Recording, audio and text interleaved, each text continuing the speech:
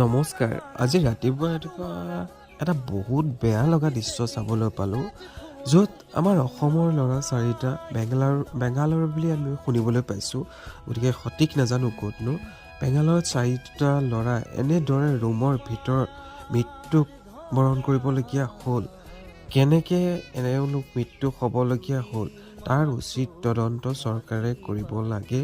আৰু কিয়নো আমাৰ অসমৰ বহুত তেনেকুৱা ধৰণৰ নিবনুৱা যুৱক যুৱতী বহিৰাজ্যত বা কৰ্মক্ষেত্ৰৰ ভিতৰত হিচাপত আছে, আৰু তাৰ লগত আমিও আছোঁ, আমিও কৰোঁ। ময়ো গুজৰাটত কাম কৰাৰ আজি 4-5 বছৰ হৈ গ'ল। গতিকে কালি আমাৰ লগতো এনেকৈ হ'ব। গতিকে উচিত তদন্ত আমাৰ অসম চৰকাৰৰ লগতে ভাৰত চৰকাৰে ল'ব লাগে। এনেকে ধৰণে যদি বহিৰাজ্যত আমাৰ অসমৰ যুৱক যুৱতী মৃত্যু বৰণ কৰি থাকিবলগীয়া হয়, আমাৰ যুৱক যুৱতী বহিৰাজ্যত কৰ্মক্ষেত্ৰত যায়নো কেনেকৈ যায়? তেনেকৈ আমাৰ অসমৰ আৰু এটি ল'ৰা আগত তিনিচুকীয়া ল'ৰা তেনেকৈ মৃত্যুবৰণ কৰিছে। বহুত তেনেকুৱা শুনিবলৈ পাই আছোঁ, নিউজত দেখিব পাই আছোঁ।